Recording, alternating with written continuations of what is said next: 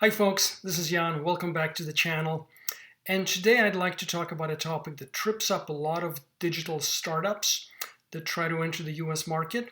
And the topic is sort of how do you generate revenues for digital solutions in the US healthcare marketplace? This is the topic that comes out most frequently in my conversations with startups and entrepreneurs and VCs and also large companies. And it does that because it's a reasonably complicated topic. And so we're going to try to simplify it to the extent possible. Now, by the way, if you are a startup, I would strongly urge you to think about this long and hard and figure out a strategy before you spend time and money developing your digital solution. Because if you don't, you could very well end up sort of high and dry with no clear path to revenue. And so in this video, I'm going to share with you my perspective and some of the frameworks that I use to think about it. And because it's complicated, I'm going to break it down in a few different sections, and I will leave the chapter markers for you at the bottom so you can navigate. So my basic framework divides digital healthcare solutions into three broad categories. The first one includes prescription digital therapeutics and digital diagnostics. The second one is consumer-focused offerings. And the third one is analytical solutions for physicians and hospitals. Now, just to give you a little bit more context as to those. PDTs are things like pair therapeutics, behavioral health solutions. They require FDA approval, and they also require physician prescribing and physician involvement. Consumer-focused offerings don't require any regulatory approvals and don't necessarily require any involvement of physicians either. And finally, analytical solutions span a wide range of different either software or software hardware or maybe only hardware combinations. And clearly they are helping physicians manage care. They could be helping them manage patients as well. Now, one more thing we need to talk about before we look at sort of how these three different categories of digital health solutions can generate revenue in the US healthcare place. And that is that improved patient outcomes, improved clinical outcomes is a great thing, but it's simply not enough on its own to help you generate revenue. To be viable in the US healthcare marketplace, especially the one focused on physicians, you need to also bring along economic benefits. You either need to improve revenues for physicians and hospitals, or you need to reduce costs, or you have to improve resource utilization, which is just another way of potentially improving revenues or reducing costs. This, by the way, has nothing to do with anyone being bad or evil or anything like this.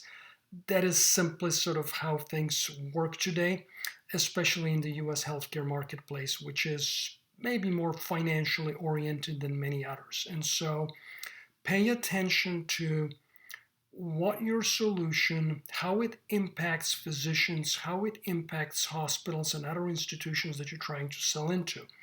Because if you ignore that, you will in fact ignore it at your own peril and jeopardize your ability to generate revenue. And so starting with prescription digital therapeutics and digital diagnostics, they obviously bear a close resemblance to traditional therapeutics and traditional diagnostics. And so for that reason, the traditional reimbursement model is probably the best initial path for them.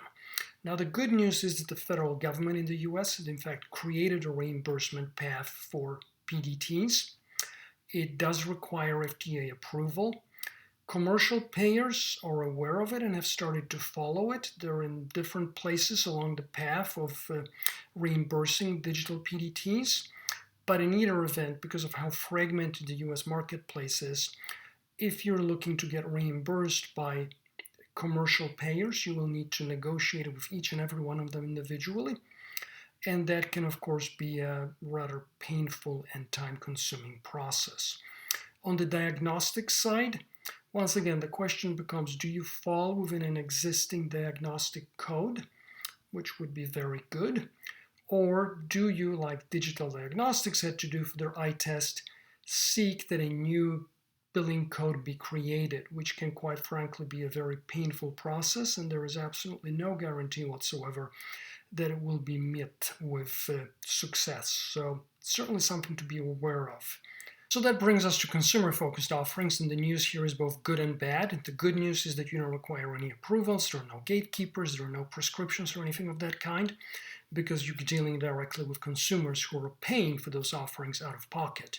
The bad news, of course, is that the consumer healthcare marketplace in the US is very competitive and very crowded, and so you have to make yourself heard over all the noise and across all the offerings that are out there and communicate your value directly to the consumers. Now, it's not impossible, it's hard, but obviously companies have succeeded.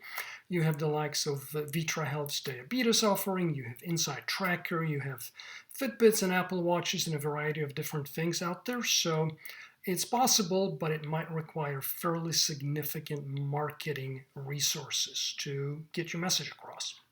So that brings us to the category of analytical solutions for physicians and hospitals, and a few things that are worthwhile keeping in mind.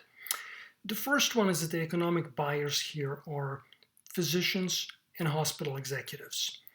The second one is that they ultimately get paid by being reimbursed for their services, their equipment, and their supplies by payers, either the government or commercial insurers. You can sell your offerings to them directly, or you can sell them to them indirectly by bundling your offering together with somebody else's more comprehensive offering.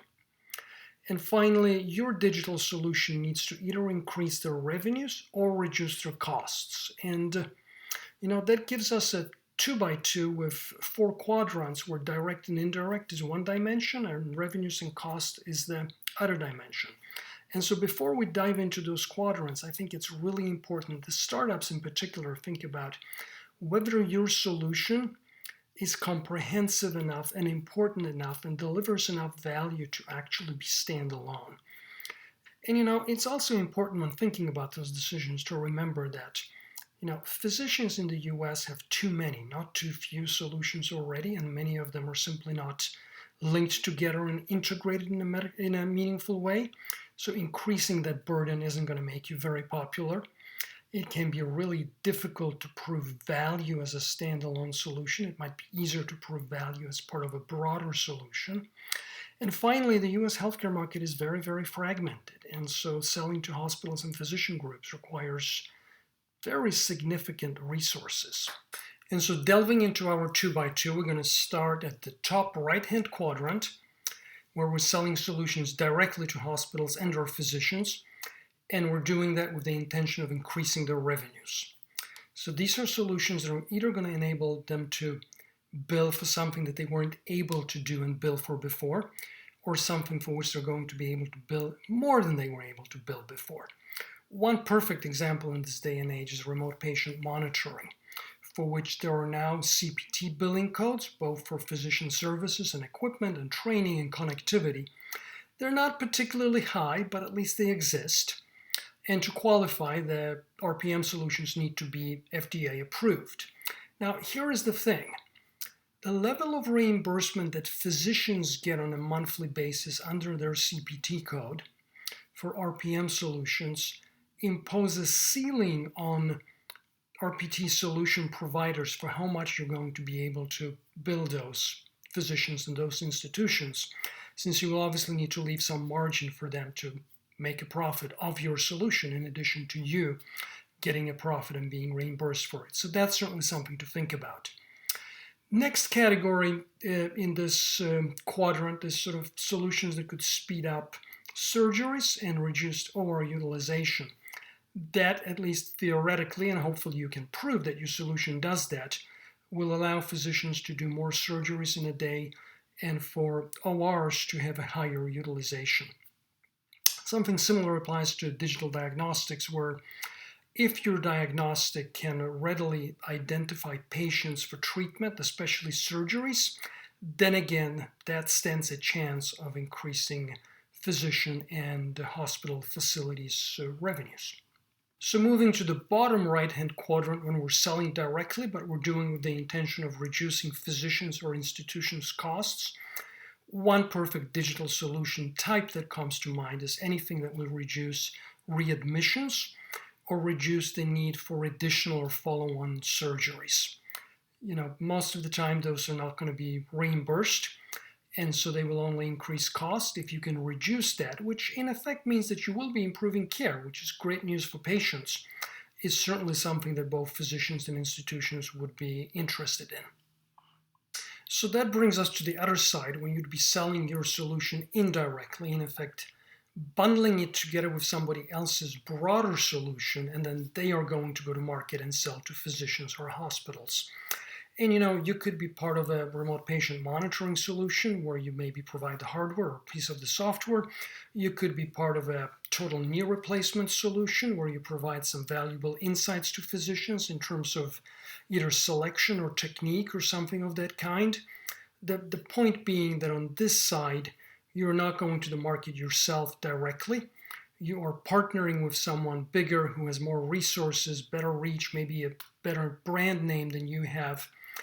But your solution is important enough for them to include you as part of their solution. And so in this case, you will be selling your solutions to the big companies, the J&Js, the Medtronics, the Strykers, the Becton Dickinsons, and others, who may very well choose to license your solution because of the benefits that it brings. Now, the last solution that I'd like to talk about is the pharma revenue model, which means that you're not generating revenue by selling anything to consumers or physicians or hospitals. Rather, the idea here in its purest form is that pharmaceutical companies would be partnering with you and would be, in effect, subsidizing your solution. So, theoretically at least, the idea is that pharmaceutical companies are going to take a solution, pay you money for it, and then turn around and give it for free to patients and hospitals and physicians. And they will hopefully get repaid for it by increased prescribing. Now, to be perfectly honest with you, so far, pharmaceutical companies, although they're obviously warming up to this whole idea of digital solutions and are dipping their toes in the water, have not shown a great deal of enthusiasm for using drug revenues to subsidize and underwrite digital solutions. So I wouldn't necessarily base the strategy of my startup on pharma sort of bailing me up on the hope that somehow my solution is going to increase their prescription revenues. So there you have it. Hopefully it's giving you some useful insights and some useful frameworks for how to think about generating revenue for your digital healthcare solutions in the US marketplace. Feel free to drop me your thoughts, your comments, any questions, and be well. See you soon.